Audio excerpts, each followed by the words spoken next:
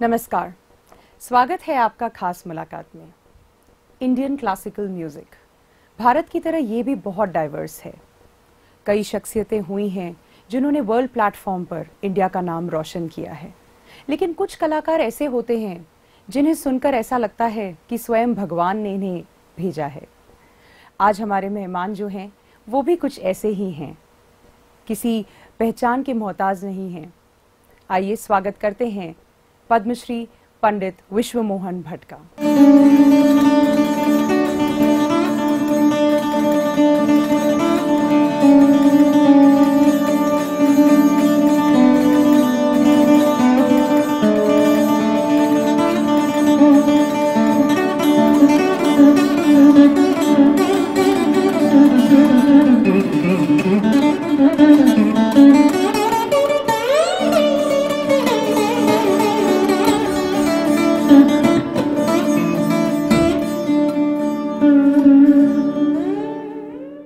पंडित जी, आपका बहुत बहुत स्वागत है। आप एक अलग ही मकाम अपने लिए बना चुके हैं। कोई ऐसा नहीं होगा जो जानता नहीं है, किसी तरह का इंट्रोडक्शन हमें देने की ज़रूरत नहीं है। अपने नाम के मुताबिक आपने एक्चुअली वर्ल्ड को मोह लिया है। तो किस तरह से ये जर्नी आपकी शुरू हुई थी? आपके गुरु कौन रहे हैं? क्या उम्र आपकी रही जब आपने शुरुआत की? थोड़ा इस बारे में बताएं। पहले तो शुक्रिया आपका। दूसरा कि ये संगीत में हमारे यहाँ ऐसा मैं समझता हूँ कि जो परंपरा होती है जी, उसकी बहुत महत्ता होती है। बहुत महत्वपूर्ण होता है कि आप किस ट्रेडिशन को बिलोंग करते हैं। तो मैं बहुत लकी रहा कि मेरे जयपुर का जो भट्ट परिवार है, जो शास्त्रीय संगीत को समर्पित है कई वर्षों से, 300 साल से, उस परिवार में मैंने जन्म लिया।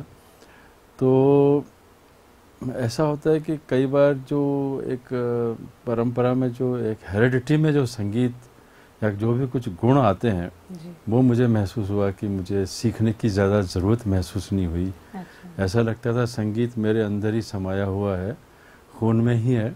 तो इस तरह से शुरुआत भी बड़े कोई फॉर्मल ढंग से नहीं हुई, जैसे कि क्लास लगती हो उस तरह से नहीं होती हमारे यहाँ। हमारे यहाँ सुन लेते हैं लोग बाग और सुनते सुनते ही आ जाता है। यानी जब परिवार में माहौल रहता है तो उसमें बच्चा बड़ा होता है तो उसके कानों में ध्वनि जाती रहती हैं और it's like recording in his mind. तो सबकॉन्शियसली एवरीथिंग, एवरी कंपोजिशन जो my father, my mother, brother used to sing और प्ले, तो वो सब मेरे अंदर मेरे को याद होता गया धीरे धीरे धीरे धीरे। और फिर जब वो सिस्टमेटिक उसका वो शुरू हुआ जी, तब वो बाहर आने लगा धीरे धीरे। तो इस तरह से मेरी शुरुआत एक संगीतमय परिवार में ही हुई। क्रिएटर ऑफ मोहन वीणा आपको कहते हैं, तो क्या इंस्पिरेशन थी? कई सारे स्ट्रिंग्स वाले इंस्ट्रूमेंट थे, सितार थे, वायलिन था, सरोद था, सारंगी थी। क्यों आपको ये नीड महसूस हुई? कहाँ से इंस्पिरेशन आया? किस तरह से ये डिफरेंट है? मैं कुछ शुरू से ही कुछ एक्सपेरिमेंटल टाइप मेरी नेचर थी। ठीक है। तो मेरे जो जहन में जो ख्याल आया था वो ये आया था कि मैं कुछ ऐसा नया करूं जी, और कुछ अपना खुद का साउंड मेरे इंस्ट्रूमेंट का बने जी। मतलब एग्जिस्टिंग इंस्ट्रूमेंट में कोई कमी थी ये बात नहीं है जी, पर कई बार ऐसा होता है कि अपना सोच ये होता है कि अरे मैं कुछ ऐसा करूं, कुछ नया करूं। तो मेरा जो सोच था, जो हालांकि मैं बहुत छोटा ही था उस समय, लेकिन व्हाट हम्बल आइडिया वाज कि इस इंस्ट्रूमेंट में भारतीय शास्त्रीय संगीत के जितने भी शास्त्रीय वाद्य हैं, उनकी जो विशेषता हैं और उनकी जो ध्वनियाँ हैं, उनको मैं एक ही साज में निकाल दूं। मतलब जैसे सितार भी उसमें आ जाए, सरोद भी उसमें आ जाए, वीणा भी आ जाए, संतूर भी आ जाए और सारंगी भी आ जाए जी। और गिटार तो हमेशा है ही, क्योंकि मैंने गिटार का ही शेप लिया है जी। बिल्कुल। गिटार का जो गिटार की जो बॉडी है वो लिया और उसमें नए तार लगा दिए। गिटार में 6 स्ट्रिंग्स होते हैं यूजुअल, लेकिन मैंने इसमें धीरे धीरे करके 20 स्ट्रिंग्स लगा दिए। अच्छा। तो 20 तार हैं इसमें, और एक तुम्बा होता है लेफ्ट साइड में, वो लगाया जैसा कि हमारे भारतीय शास्त्रीय वाद्यों में होता है। तो इस तरह से ये 20 तार जी। और गिटार का भारतीयकरण एक तरह से हो गया। तो इसलिए फिर लोगों ने कहा कि अब ये गिटार नहीं रहा, now don't call it A guitar, completely transformed into Indian tradition. तो इसका नाम मोहन वीणा रखा, मैंने अपने नाम से मोहन लिया और वीणा का रूप है ये। द टेक्निक इज सेम, तो एक ही टेक्निक से बजाया जाता है। वीणा भी विचित्र वीणा हमारे यहाँ बहुत पुराना साज है, उससे ये पूरा मिलता जुलता वही टेक्निक है। दो इसमें वो होती है, एक ये होता है वो लेफ्ट हैंड में जो होता है स्लाइड, तो उनको ये पूरा वीणा का ट्रेडिशनल रूप है, इसलिए इसका नाम मोहन वीणा फिर मैंने किया। बहुत सुंदर। लेकिन ये बताएं पंडित जी, कई ऑर्थोडॉक्स लोग जो परिवर्तन को इतना पसंद नहीं करते, उन्होंने ये भी कहा कि इस तरह से नहीं होना चाहिए, जो नहीं विश्वास रखते हैं। तो एक भ्रम सा पैदा हुआ, क्योंकि इनोवेशन एवोल्यूशन तो होना ही चाहिए। तो इस बारे में बताएं, क्या मतलब ये? इस तरह कोई से भी नई चीज आती है तो देखिए लोगों को थोड़ी सी उसमें देर raise their eyebrows for a while, लेकिन उसके बाद में ऐसा होता है कि जब उसकी ऑथेंटिसिटी और उसकी जो जेन्युइन जो उसमें जो विशेषता है वो देखने के बाद में फिर कोई शिकायत नहीं। मेरे ख्याल से अब तो सबके मुंह बंद हो ही चुके हैं। तो हाँ, अब तो ये बात 47 साल पुरानी हो गई है तो अब तो मैं नहीं समझता हूँ कि किसी तरह, क्योंकि ये इंस्ट्रूमेंट को वर्ल्ड ओवर एक्सेप्टेंस है हर और इंडियन क्लासिकल म्यूजिक में खासकर, और जो हमारे ऑर्थोडॉक्स जो हैं जैसे कर्नाटक संगीत है, तो साउथ इंडिया है या इधर हैं अपने, तो इसमें जो बड़े बड़े जितने भी संगीत सम्मेलन होते हैं वो मैं आज से 40 साल पहले ही से भाग लेता आ रहा हूँ उनमें। तो इट प्रूव्स कि अभी ये सवाल अभी पुराना हो गया कि what is the authenticity of this instrument. क्योंकि देखिए अल्टीमेटली क्या मैटर करता है वो है कि आप के संगीत की प्योरिटी कितनी है, उसकी ऑथेंटिसिटी कितनी है और उसका स्टैंडर्ड क्या है, और आप उसको कहाँ तक लेके गए हैं। आपका जो ज्ञान है, जो आपने अनुभव लिया है या अपने गुरु से सीखा या अपने परिवार से जो परंपरा है या आप जिस घराने को बिलोंग करते हैं, उनकी क्या विशेषताएं होती हैं, और उन सारी विशेषताओं को आप अपनी तरफ से अपना खुद का स्टाइल बना के अगर उसको प्रस्तुत करते हैं। देखिए दो तरह के लोग होते हैं, दो तरह के कलाकार होते हैं। एक तो होते हैं जो सिर्फ नकल करते हैं जी, कि जैसे गुरु ने सिखाया वैसा का वैसा वो उसको रट के बजा देते हैं। बिल्कुल।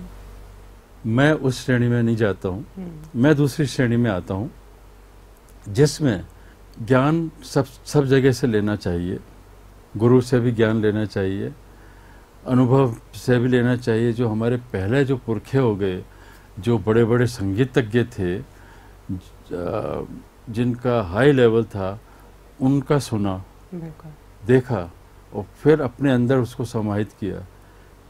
Now what you come out of that, उसमें आपकी खुद की पर्सनैलिटी शामिल होनी चाहिए।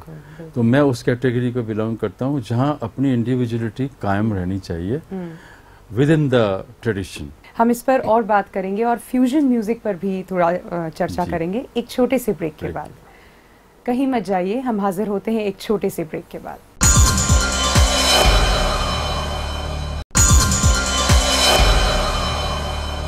स्वागत है आपका ब्रेक के बाद। पंडित जी, आजकल एक नए तरह का म्यूजिक आया है, नया कॉन्सेप्ट है फ्यूजन म्यूजिक जो हम कहते हैं।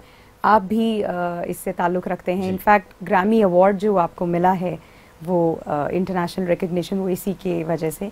बट कई लोगों का कहना है कि ये जो हमारा प्योर ट्रेडिशनल क्लासिकल म्यूज़िक है उसको डाइल्यूट करने जैसा हो गया है, लेकिन बहुत पॉपुलर है कई तरह से। तो इस बारे में बताएं कुछ। देखिए, ये फ्यूजन म्यूज़िक है जी, इसके लिए इसको लेकर कुछ लोगों के दिमाग में कन्फ्यूज़न है। जी बिल्कुल। और जैसा कि आपने कहा कि लोग ऐसा आक्षेप लगाते हैं कि फ्यूजन कर दिया तो ये हमारे शास्त्रीय स्वरूप को डाइल्यूट कर रहा है। तो एक चीज़ बताइए, मेरा उन लोगों से ये सवाल रहता है कि जब हम शास्त्रीय संगीत प्रस्तुत कर रहे होते हैं उस समय हम फ्यूजन म्यूज़िक तो नहीं बजा रहे हैं ना। म्यूज़िक की एक अलग कैटेगरी है फ्यूजन म्यूज़िक जी। उसमें आप ये उम्मीद क्यों रखते हैं कि आप इसमें प्योरिटी रहेगी?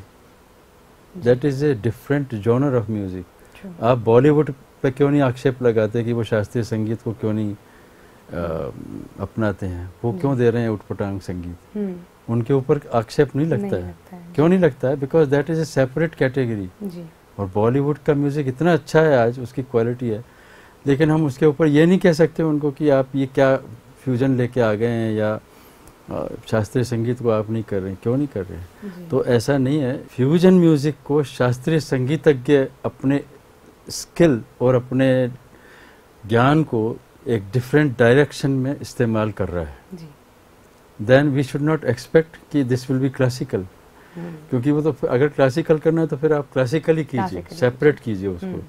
But it is furthermore qualification of a musician, of a classical musician, if he is doing fusion music also in addition to classical music, क्योंकि उनकी जो सोच है और जो समझ है वो हाई लेवल होती है। वो हाई लेवल की वजह से क्या होता है, उनको दूसरे जो स्ट्रीम का संगीत है वो उनको बहुत जल्दी समझ में आता है। समझ में आते ही वो सोचते हैं ये तो हम भी कर सकते हैं, इसके साथ तो हम बहुत अच्छा ज्वाइन कर सकेंगे। तो ये कॉम्बिनेशन होता है एंड इसमें हम लोग अपना ज्ञान को दूसरे ढंग से प्रयोग करते हैं। तो आपने बताया लगभग 81 कंट्रीज में आप कर चुके हैं, कोई शायद कंट्री बची नहीं होगी जहां आपने परफॉर्म नहीं किया। कैसा रिस्पांस मिलता है बाहर, और क्या फ़र्क आपको महसूस होता है एक इंडिया में परफॉर्म करने में और एक बाहर आप कर रहे हैं? तो देखिए, कुछ वेन्यूज़ बड़े अच्छे अच्छे हैं जो इतने महंगे हैं, और to perform there itself is an honor।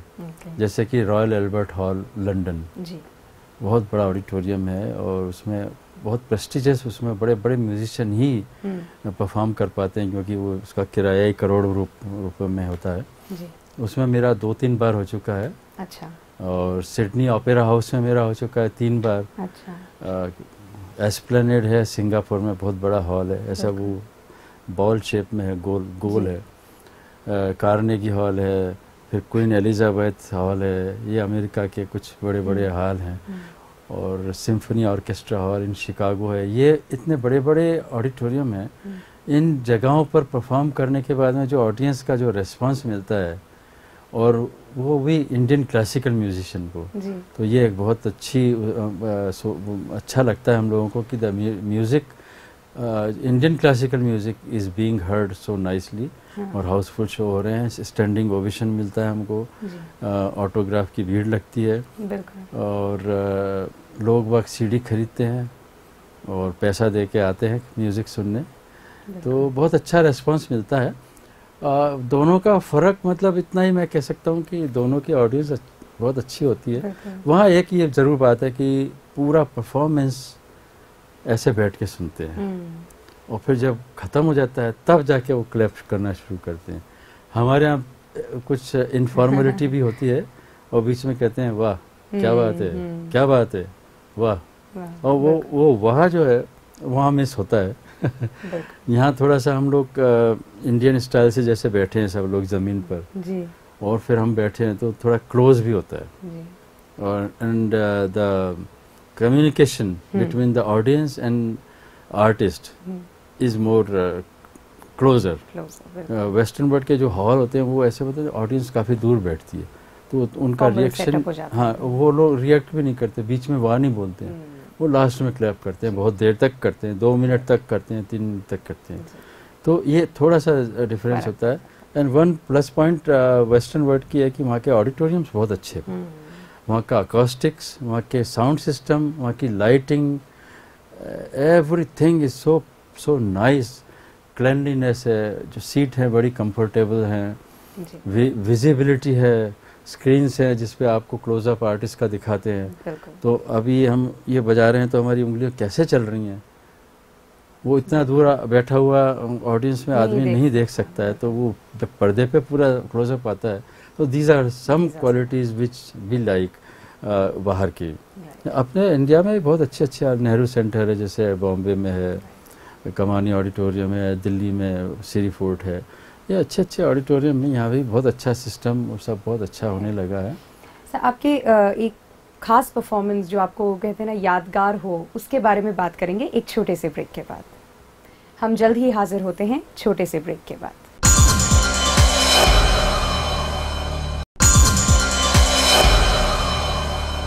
Break के बाद स्वागत है आपका। पंडित जी, हम बात कर रहे थे आपकी परफॉर्मेंसेस की, तो कोई ऐसा परफॉर्मेंस होगा जो भुलाई नहीं भूलता, यादगार, एक कहीं ना कहीं कोई किस्सा जुड़ जाता है, ऐसा कुछ बताइए कोई परफॉर्मेंस। वैसे तो हर प्रोग्राम ही यादगार होता है, क्योंकि हर प्रोग्राम में हम अपनी पूरी एनर्जी रखते हैं, पूरा हमारा जो जिंदगी का जो पूरा अनुभव होता है वो सामने आता है। और रही बात यादगार होने की, तो यादगार तो हम उसको बना देते हैं। तो मतलब, लेकिन मुझे याद है कुछ बहुत अच्छे, जैसे सप्तक फेस्टिवल अहमदाबाद में जी। और एक सवाई गंधर्व फेस्टिवल पूना में। अच्छा। ये 2 संगीत सम्मेलन बहुत ही अच्छे, उसमें श्रोता आते हैं। अच्छा। वो मुझे याद है, जो मैंने लास्ट परफॉर्म किया था। अच्छा। वो मेरे लिए मेमोरेबल है जी। अवार्ड्स की अगर बात करें तो ग्रैमी, मतलब आई थिंक उसके बाद तो कुछ, वो एक बहुत बड़ा टेक्निकल अवार्ड हम कह सकते हैं, संगीत नाटक अकेडमी अवार्ड आपको मिले। तो कौन कौन से विशिष्ट अवार्ड्स हैं, अगर आप कुछ बताना चाहें, बिकॉज अनगिनत अवार्ड्स आप जी नवाजे जा चुके हैं। तो जी हाँ, जैसा आपने कहा कि पूरे वर्ल्ड में जो हाईएस्ट म्यूजिक का अवार्ड होता है ग्रैमी अवार्ड, वो तो अपनी जगह है, लेकिन हमारे देश में जो सम्मान होता है उसकी भी कम अहमियत नहीं है। संगीत नाटक अकेडमी अवार्ड जो दिल्ली से मिलता है, प्रेसिडेंट जो देते हैं, वो भी बहुत प्रेस्टिजियस अवार्ड है, क्योंकि वो टेक्निकल अवार्ड है। वो बहुत मुश्किल से मिल पाता है। और मुझे मतलब इस बात का फख्र है कि मुझे यंग एज में मिल गया, वरना इतनी 70 साल की उम्र में जाके कुछ अवार्ड मिलता है ये, और व्हील चेयर पे लोग लेने आते हैं जनरली।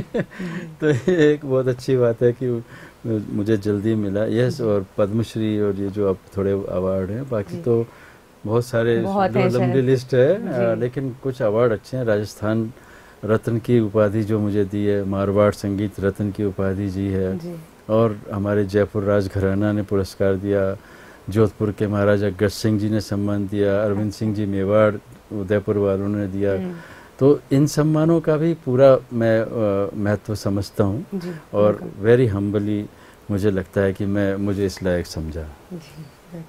आखिर में मैं ये आपसे जानना चाहूँगी, क्या संदेश आप आज के युवा को देना चाहेंगे? बिकॉज संगीत हो या कोई भी फील्ड हो, सतत साधना की ज़रूरत है, लेकिन आज का युवा, वो बोलते हैं ना, चट मंगनी पट ब्याह की तर्ज पे वो जल्दी उपलब्धियां पाना चाहते हैं। अगर आज हम म्यूजिक रियलिटी शोज की बात करें, हम वहां पहुंचना चाहते हैं, फिर वो एक कॉम्पिटिटिव एनवायरनमेंट भी आ जाता है, फिर हम हताश भी हो जाते हैं। तो वो जो एक प्रोलॉन्ग्ड उस साधना को और उस चीज के लिए तैयार नहीं है लोग, जल्दी बस उपलब्धि का एक चीज लेकर दिमाग में चलते हैं, टारगेट लेके चलते हैं। तो आप क्या कहना चाहेंगे? नहीं, देखिए, ये जनरेशन जो है थोड़ी फास्ट है, and they want result very soon, इसमें तो कोई शक नहीं।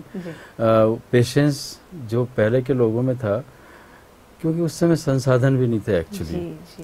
अब उस समय तो टीवी भी नहीं था, तो रियलिटी शो का सवाल ही नहीं होता। उस समय तो जो था वो रियलिटी का ही सामना करना पड़ता था, कि आप अपना नाम कैसे पहुंचाएंगे। आपके पास खूब अच्छा काम है, लेकिन वो लोगों तक पहुंचेगा नहीं, जरिया नहीं था। अभी चैनल आ गए आपके, सब चीज़ें आ गई, इंटरनेट आ गया, यूट्यूब आ गया, अब तो अभी थोड़ा आसान हो गया है। इसलिए वो युवा पीढ़ी जानती है कि हम एक बार हमारा इसमें हिट हुआ प्रोग्राम, तो हम हर जगह हमारी डिमांड होगी। तो ये मैं इसमें कोई बुराई नहीं मानता हूँ कि हमारा युवा बहुत अच्छा काम कर रहा है आजकल, बहुत अच्छा टैलेंट सामने आ रहा है। मैं जो युवाओं से जो कहना चाहता हूँ, वो यही कहना चाहता हूँ कि हमारी जड़ों को आप मत छोड़िए। अगर म्यूज़िक फील्ड में जाना है तो शास्त्रीय संगीत तो बेसिक है, वो आपको सीढ़ियाँ आपको चढ़ना आना चाहिए। कहीं भी ऊंचाई पे जाएंगे तो सीढ़ी चढ़ के जाएंगे, जंप तो नहीं कर सकते। तो उसको समझिए, उसकी अहमियत जानिए, रियाज कीजिए, साधना कीजिए, समय दीजिए, और उसमें इतनी जल्दबाजी ना करें, उसकी परफेक्शन लाएं पहले, उसके बाद में फिर फल तो आएगा ही। हमारे यहाँ तो कहा गया है, कर्मण्यवाधिकार अस्ते मा फलेषु कदाचन। अपना काम करते रहना चाहिए, अच्छा काम करेंगे, अच्छा फल मिलेगा, ज़रूर मिलता है। और युवाओं को एक संदेश और मैं देना चाहता हूँ कि हमारी संस्कृति बहुत अच्छी संस्कृति है। जब 81 देशों की यात्रा कर ली, तब मुझे ये एहसास हो गया, महसूस होगी बात कि हमारी culture really great culture, we should respect our own culture. हमारे संस्कार, हमारे रीति रिवाज, हमारे सब बहुत अच्छे बने हुए हैं, उसको अंडर एस्टिमेट मत कीजिए, उससे जुड़े रहिए। हमारे संस्कार हमारे लिए बने हैं, दूसरी संस्कृति कोई बुरी नहीं होती है, सबको देखिए, लेकिन अंत में हमारी ही संस्कृति की विजय होनी चाहिए। और एक लास्ट में युवाओं से कहना चाहता हूँ कि हमारे घर के सदस्य में जो सबसे बुजुर्ग सदस्य है, उसके साथ आधा घंटा बैठिए 24 घंटे में से, और उससे उनका अनुभव, उनका ज्ञान और उनका आशीर्वाद लीजिए। ये मेरा उनको संदेश है। जी, आप जैसे ख्यातनाम हस्ताक्षर से ये संदेश आना आई एम श्योर बहुत इंस्पिरेशनल है, और हम यही दुआ करते हैं कि हमारे युवाओं इन्हीं लाइंस पे क्लासिकल म्यूजिक को बेस मानते हुए आगे बढ़ें। आपका बहुत बहुत धन्यवाद हमें वक्त देने के लिए, हमें यहाँ बुलाने के लिए। बहुत बहुत धन्यवाद, बहुत बहुत धन्यवाद। देखते रहिए खास मुलाकात।